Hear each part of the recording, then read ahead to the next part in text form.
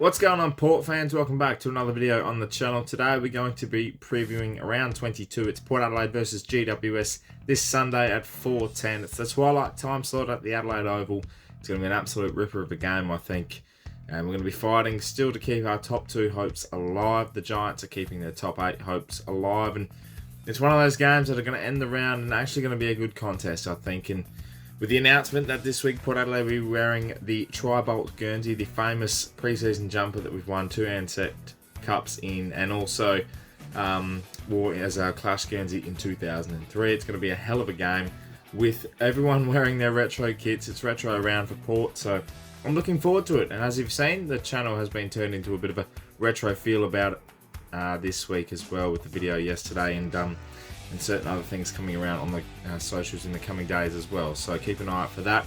Make sure you obviously as well check out the Glass Tables previous episode that came out, reviewing round 21 and also looking ahead at round 22, and also giving you the stupid sexy AFL players that you'd love to see. So after all that, let's get straight into it and preview round 22. I just have one singular question. What the hell's going on at Port Adelaide? There is sickness, there is injury, there is problems. Has someone touched the ground at Alberton? The surface seems to injure anyone that goes onto it. People are sick left, right and centre. Has anyone had a flu shot down there? What the hell is going on? After squad missed training the other day due to being sick, Charlie Dixon's out for the next 4 weeks with a mid-fracture on his foot. Mackenzie's out for the next 5 to 6 weeks with a PCL injury. What's happened? What's happened in the last month that's caused this to happen? It baffles me. We're coming up against a Giants outfit that's going to be pretty prominent. They're going to want to bounce back after last week's loss in the Battle of the Bridge. They're looking for a top 8 spot. You don't just fall away like Port Adelaide has. That happens too rarely.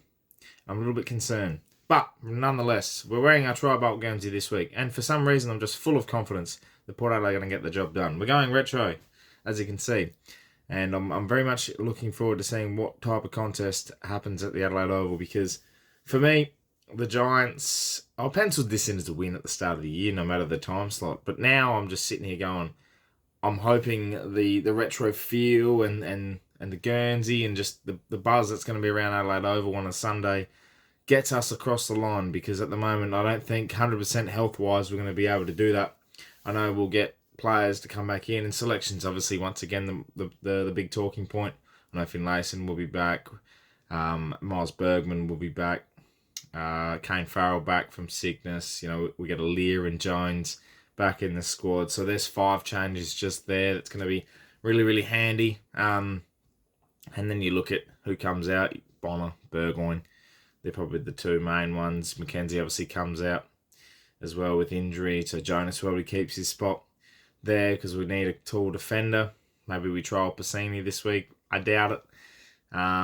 Obviously Dixon not playing is going to hurt, because the main factor with GWS is their defence. You've got Buckley, Iden, and obviously the great Sam Taylor, who's fantastic at intercept marking and reading the play. So our game this week is going to be a little bit different, I feel, and we're going to have to tactically take that away from GWS. That's their setup. You know, they rely on their defensive platform to really settle themselves in, and obviously they've got Toby Green up forward, who does a lot of the damage. And you know, I just think the way they're structured up and the way they're running their game plan, it's pretty sound. It's something that we're going to have to break quite easily. We're going to have to break it easily to really make sure that it crumbles, because I think it holds up over 4 quarters.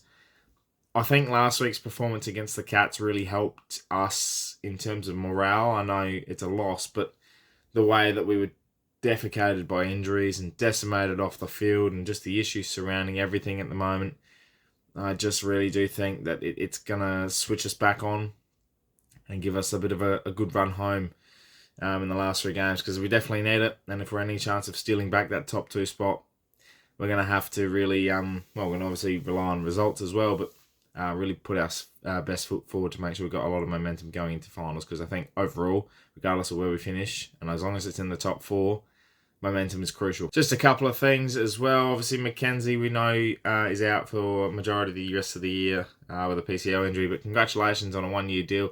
It's thoroughly deserved. I think his signature is going to be massive for next year. He's not the tallest of defenders, but he's pretty sound in terms of the way he goes about things, and he's been probably our best defender for the year along with Aaliyah. But when Mackenzie's in, we're a lot more sound, allows Aaliyah to play that better role and that loose man and really conduct a well-sound defensive unit. So him missing for the last 3 games is crucial, and I think we're going to have to try and balance that a lot better when it comes to our defensive structures. Obviously, Miles Bergman's going to probably have to play a bit taller. Jonas, Aaliyah coming back will help this week. They don't have the tallest of forward lines, GWS, but even then, I think they're still potent. And I think they're more than capable, obviously, kicking a winning score, and they can score quickly.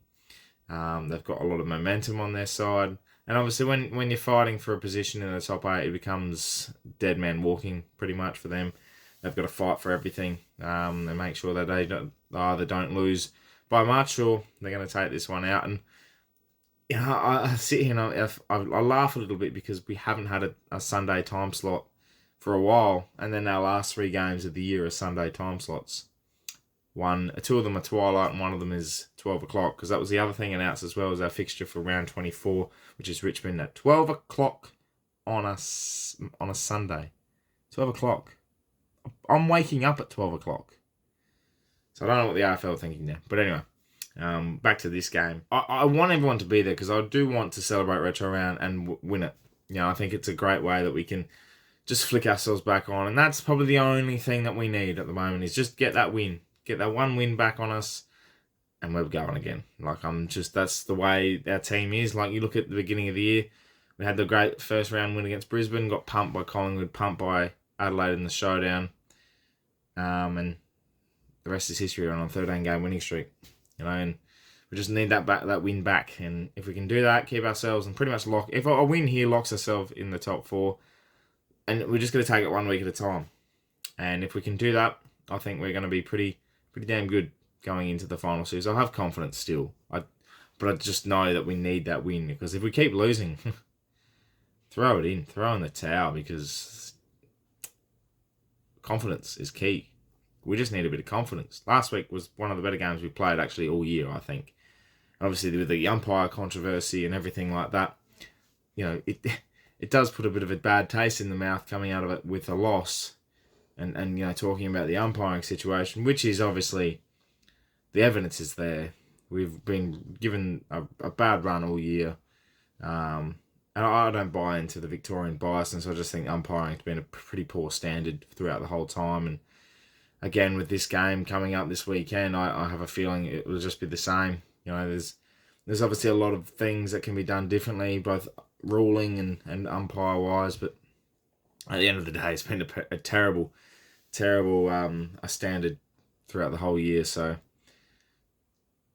I don't know why this is part of the preview, but regardless, I think we should get back on track. Okay, I'm tipping Port by, it's Retro Round. We're wearing a kit for the first time in 20 years. It's the Tri-Bolt. I'm going to go 23 points. So that's my feeling. I think we do it pretty well, and I hope every time we wear a one-off kit, we seem to do it with a bit of respect. I look back in 2014 with the 10-year anniversary of the Premiership Guernsey. We won in that. I look at round 1, 2016. We wore our 20-year anniversary of being in the AFL. We won that against St Kilda. Prison bars have been majority of the time besides the showdown this year. So I think we have a pretty good track record in wearing one-off Guernsey. So hopefully it continues into this weekend. But I'm tipping us. Let me know in the comments below what you think, Port fans, about this week's game. Make sure you subscribe to the channel if you're new for plenty more Port Adelaide and AFL content to come your way, Port fans. Thank you so much for watching. We'll see you after round 22 to see exactly what happens. Glass table, review, vlog, you name it. It's all going to be there for you next week. So make sure you tune in then. Thank you very much for watching. And as always, go on there.